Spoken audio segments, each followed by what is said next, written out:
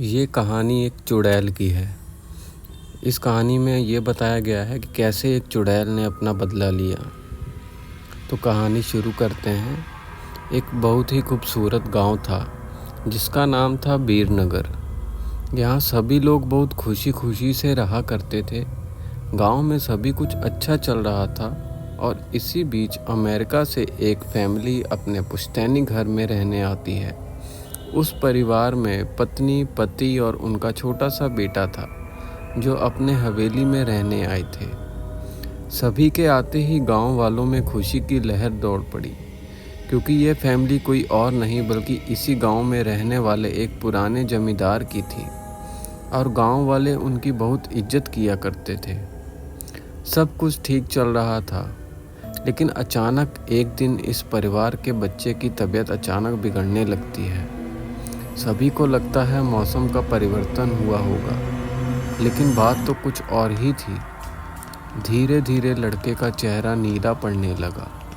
आनन फानन में परिवार ने डॉक्टर को बुलाया और डॉक्टर को भी कुछ समझ नहीं आया, तो उसने पास में ही एक बने हॉस्पिटल में स्वास्थ्य परीक्षण के लिए आमंत्रित किया ताकि बच्चे की बीमारी का पता लगाया जा सके। परिवार ने डॉक्टर की सलाह अनुसार हॉस्पिटल जाना जरूरी समझा। सारे परीक्षण होने के बाद भी कुछ नहीं हासिल हुआ। जैसे ही सारा परिवार गांव पहुंचा, तो गांव के कुछ बुजुर्गों ने बच्चे की हालत देखकर उन्हें ओझा के पास जाने को कहा। आज भी गांव में पुराने रीति रिवाज के अनुसार झाड़ फूंक करके इलाज करने की प्रथा कायम है। परिवार सभी सदस्य बच्चे के लिए ओझा के पास भी जाने को तैयार हो गए। गांव के पास ही पहाड़ी में एक बाबा रहते थे जो कि काली विद्या में भी माहिर थे। जैसे ही उनके आश्रम की सीढ़ियों में वह बच्चा अपने परिवार के साथ पहुंचा, तो ओझा जोर जोर से चिल्लाने लगे, तू क्यों आई है? इतने बरसों के बाद भी तेरा बदला शांत नहीं हुआ। ये सब सुनकर बच्चे के माता पिता और गांव वाले दहशत में आ गए। उन्हें समझ नहीं आया कि बाबा को इतना क्रोध क्यों आ रहा है, जबकि उन्हें अभी तक कोई बात बताई नहीं गई। लेकिन बाबा तो काली माया के पारंगत थे, इस वजह से उन्हें रूहानी ताकतों को पहचानना आता था। सभी लोगों ने आश्रम में प्रवेश किया, लेकिन बाबा ने केवल उस बच्चे को पास आने को कहा।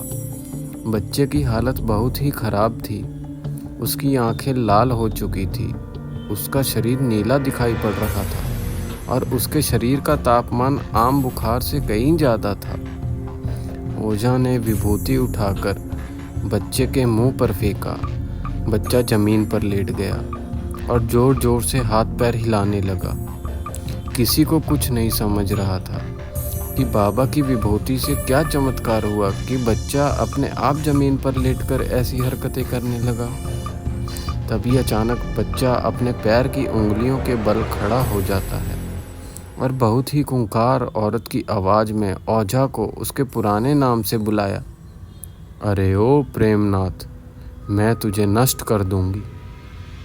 लड़के का ऐसा स्वर सुन के माँ बाप घबरा गए। लड़के को इस अवस्था में देखकर उन्हें कुछ समझ नहीं आ रहा था कि ऐसा क्यों हो रहा है। तभी ओझा ने एक मंत्र पढ़कर बच्चे को अपने काबू में किया। सारे गांव वाले ओझा से पूछने लगे, बाबा ये सब क्या है? ये बच्चा ऐसे क्यों कर रहा है? तभी ओझा ने बताया कि इसके अंदर कोई चुड़ैल आ चुकी है, जो कि आज 70 साल पहले चोरी के आरोप में जिंदा जला दी गई थी। उसे ऐसी सज़ा देने वाले कोई और नहीं बल्कि इसी बच्चे के दादाजी थे, और वह चुड़ैल अपना बदला लेने इसलिए आई है क्योंकि वह गर्भवती अवस्था में जिंदा जली थी और उसके कोख में पल रहा मासूम बच्चा भी जल गया। इसी वजह से वह उस वंश बच्चे को भी दर्दनाक मौत देना चाहती है ताकि उसका बदला पूरा हो सके। ये सारी कहानी जानने के बाद उसके परिवार वाले ओझा के सामने गिड़गिड़ाने लगे और अपने बच्चे की जान की भीख मांगने लगे।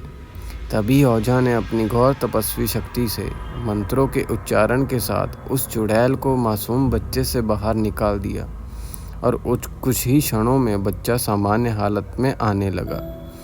सभी को लगा कि सब कुछ हमेशा के लिए ठीक हो गया है, लेकिन यह तो एक शुरुआत थी। आज की कहानी में यह है कि बच्चा तो चलो ठीक हो गया है, लेकिन आगे क्या होता है यह हम आपको आगे वाली कहानी में बताएंगे। धन्यवाद। हमारा चैनल ज़रूर सब्सक्राइब करें।